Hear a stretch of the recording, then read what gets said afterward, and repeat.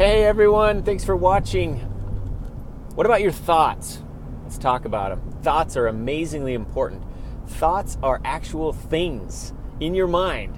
Napoleon Hill said it. Thoughts are things. And every time you think a thought, your brain releases chemicals that match. So if you have a negative thought, your brain's going to release negative chemicals. If you have a positive thought, your brain is going to release, guess what? Yes, positive chemicals. And what those chemicals do is actually change the physiology of your body. Now, one thought is not a huge deal. There's a doctor by the name of Dr. Daniel Amen who runs a clinic out in California, but he's world-renowned. He travels all over. He's written many books. He's got multiple lines of supplements and things, but he's one of the leading brain experts, I guess, for lack of a better term, in the world. And he does this analogy that I love, love, love. He has a little book that I bought when we went out there, and it's called, I can't remember the name of it, but it has this analogy of ants, right? Automatic negative thoughts, ANTS. And he says in his analogy, it's like when you set up a picnic and you spread out the blanket, you lay out the food, and you start to enjoy your time. Well, you know, the whole stereotypical ants coming and invading your picnic. Okay, so that can happen, yes. And when that happens, if it's a couple of ants, it's a small annoyance. You may not even notice it. You might ignore it. You might not do even anything if it's just a small few ants. If it's a much larger group of ants, it might be a mediocre annoyance, a moderate annoyance. You might brush them aside. You might stand up and kind of dust stuff off a little bit. You know, it might be something like that. I don't know.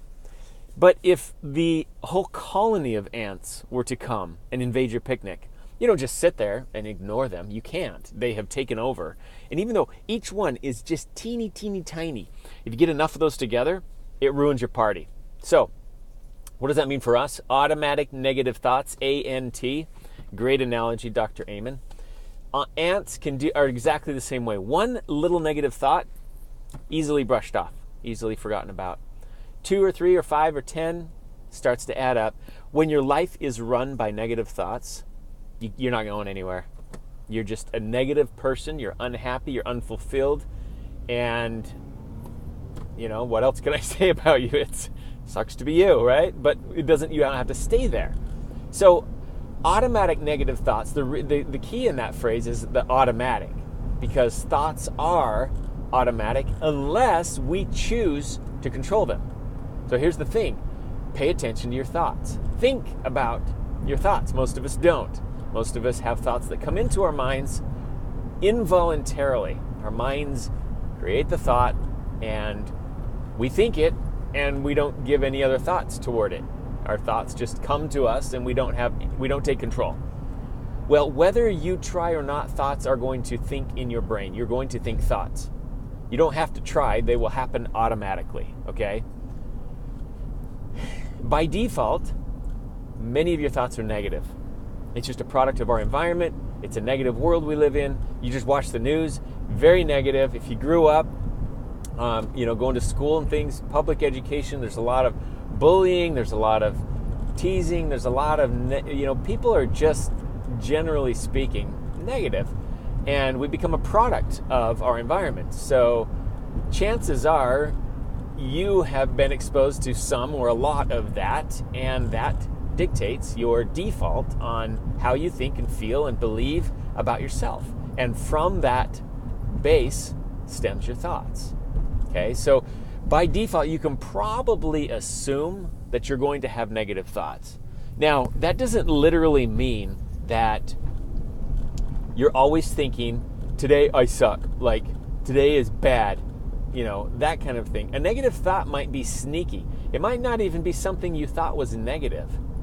Okay, but it's not, if it's not positive, it's negative. Maybe just think of it that way.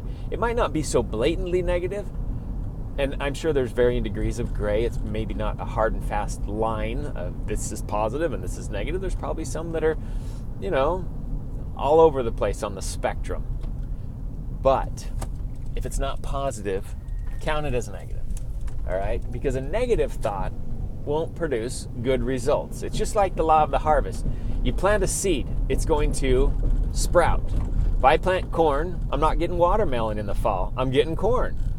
If I plant a tomato plant seed and I water it, no matter how much I try and think or make it something else, it's going to be a tomato plant. Boom. That's it. Okay?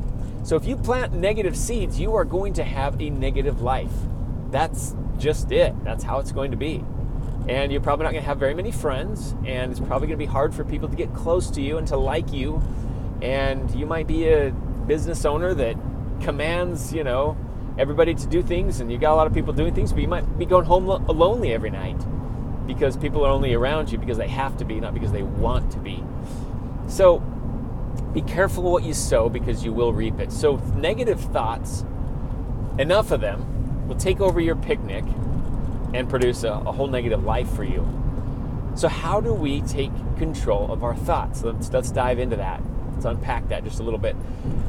I think, after going through this, most of us at this point are saying to ourselves, okay, you're right. I don't like negative thoughts. I don't want negative thoughts. They're not for me, but I'm kind of pre-wired for them. I'm kind of, by default, they just kind of happen. Or I don't know. I don't know how to control them, or I don't know what to do. So I think we have good intentions, a lot of us. We want good results, but we're not doing the right things to get those results. So here's something that you can do. I'm sure there's a lot, and I'm not going to go into everything, but I'll give you one little tip that you can utilize. But that is, you've already done the first step. By listening to this, you are already now aware that, number one, your brain produces thoughts no matter what, automatically, good ones, bad ones. And number two, that every time you think a thought, your brain releases chemicals into your body. So there's a physiology that happens. Your hands get sweaty, your heart increases, your blood pressure increases, your breathing gets shallower when you experience negative thoughts. It's anger, frustration, or rage, or any of those types of things. You're going to feel those symptoms, and there's a few more as well. Sweatiness in your palms, nervousness, right? So the opposite is also true. When you have positive thoughts, the natural reaction in your brain is a chemical that slows down your heart rate, that makes you feel calm and makes you feel peaceful, and it warms up your hands and all those things. And it might happen in a minuscule degree. It's not like every single thought you happen, it's like, boom, I feel like crazy, or boom, I feel awesome, or another thought, oh my gosh, okay, there's a positive thought, now I feel much better. It's not like, we'd all be going through our day like on this roller coaster. It's not like that. It happens very subtly, okay? Remember, these are ants, A-N-T. One ant hardly does anything. A whole colony, however, makes a huge difference, right? A whole colony can eat a carcass. You ever seen a dead, I don't want to get gross, but carcass. Ants can tear up a carcass in a hurry. We used to have chickens and one died, and instantly gets covered by ants. And if you just leave it there, they'll just deteriorate the whole thing. So a colony can do major, major damage. Okay, so we already know those two things. We already know that negative thoughts are not good, that we need to control them, and especially at this point, you now know that if you don't control your thoughts, you're going to have thoughts that happen out anyways, no matter what. So you've got to stop and take control of them. Okay, so here's something that you can do. After knowing all those things, you've already taken a huge step in the process. Now you know.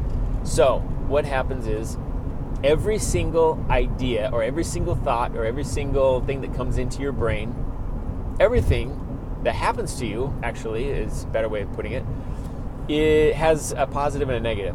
Think of a battery. You can't have just the positive on the battery. You also have to have the negative, right? Positive and the negative.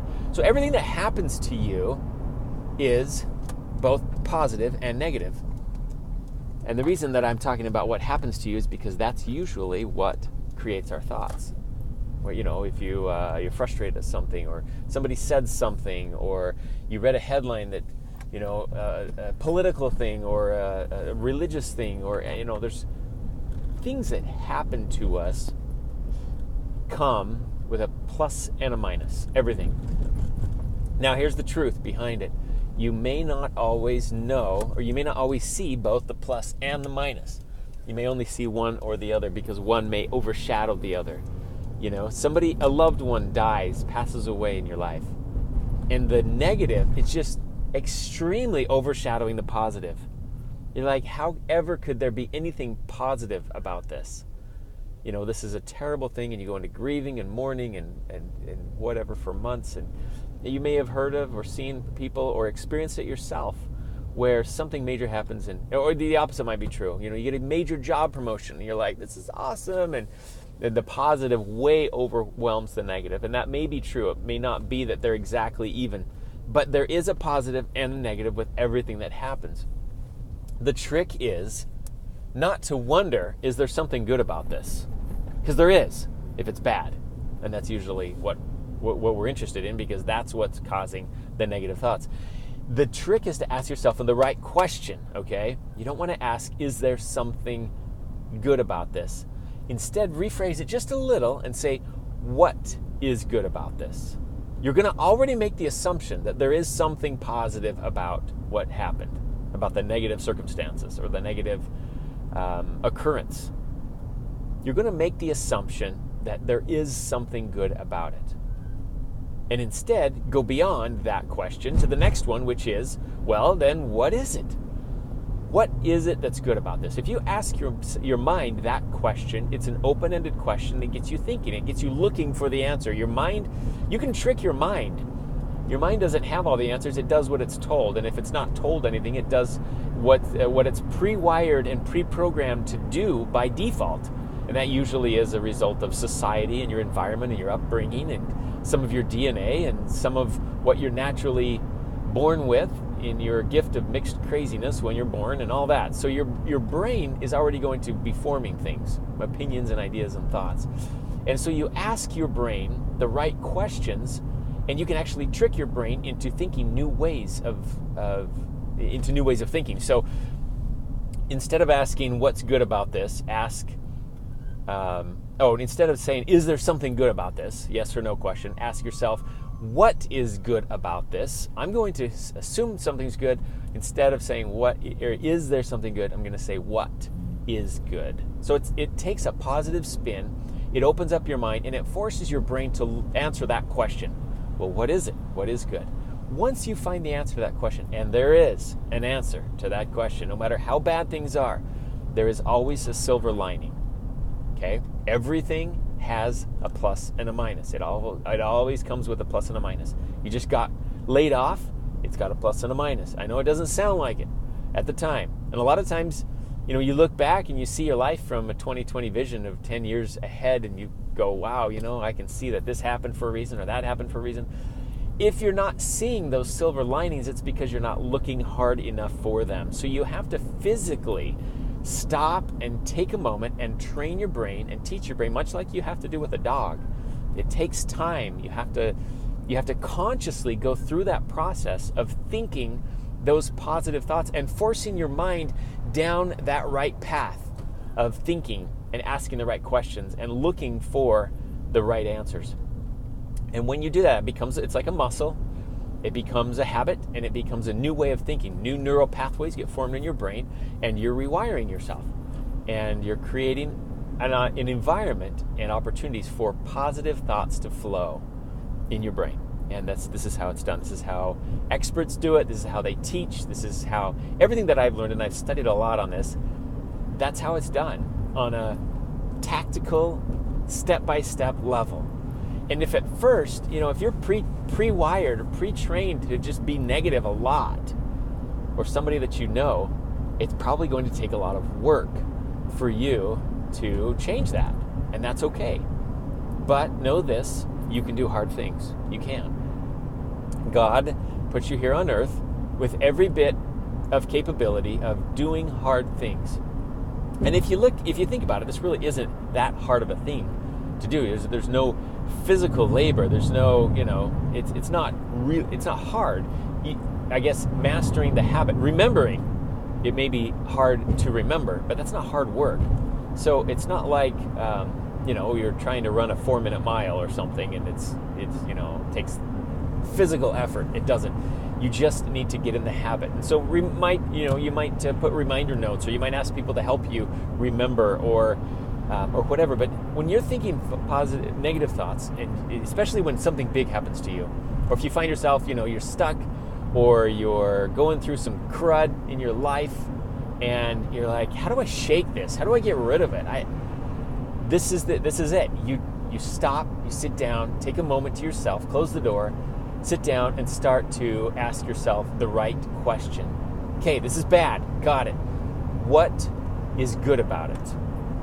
And maybe, if you can't think of anything, really, you can fake it. If your brain can lie to you, you can lie to your brain. So you can make something up and just say, you know what, this is good about it. But once you have that answer, once you know what it is that is good about it, even if it's a small thing, that's what you focus on. That becomes your focus. So every time you think of your circumstances, that becomes your focus. That one positive thing, that one little sliver of silver lining, that's it. It's like, trying to get a door open. You get just a little sliver, enough to get the crowbar in, and then you can pry the door open. We're just looking for something little. So don't expect it to be like this huge revolutionary idea that's going to be the positive silver lining in this negative occurrence. It's not. It's going to be something really small, because obviously it's been overshadowed by an overwhelmingly negative thought. So when you have that, that's what you focus on. And every time you associate any thinking or any effort that has to do with that occurrence or that major thing, channel your thoughts down to that one positive thing and just blow it up in your mind. Make it big. You can exaggerate inside your mind, like, this is a big deal. And eventually you'll talk yourself into the belief that it's actually not that bad after all. And by learning to focus on the positive, on the good, on the silver lining, well, first finding it and then focusing on it, you're able to change your mind and shift away from all the negative thinking. So anyways, those are my thoughts for the day. Thoughts about thoughts. Don't you love that? Hey, I went over. It's just 17 minutes. If you're still listening, thank you so much for taking the time. I sometimes ramble a little bit. I've got so many great things I really want to share, and I really hope that by listening, you're able to make some changes in your life, some positive changes, because we really are. There's so many things that aren't taught in schools, and we're going through life and we're trying to figure things out the best we can. And we learn reading and writing and math and science and biology, but we don't learn about this thing, our brain. We don't learn about how to think, and we don't learn about goal setting, and we don't learn about achievement. And so you get out of high school or college, and all of a sudden you're like, wait, what? And you go to a job or you start up a business, and we don't have these tools. And it's become one of my passions to help fill in that gap and try and teach them some of the things that I'm learning to help spread that and pass it on forward to other people so that they can avoid challenges, pains, negativities, and all kinds of crud that they don't have to go through. But when you do face it, you know what to do, and you're armed with the right tools. So there you go. I hope there's some more tools for you today. Make today awesome, and then go out and make someone else's day awesome as well. That's one thing you can do to really make a difference, because by serving others, you add more value, more worth to yourself. It's kind of a selfish interest, but go and do it, if no other reason, by giving yourself a little boost of confidence and positive energy inside. So awesome. Have an awesome day, and I'll talk to you next time. Thank you.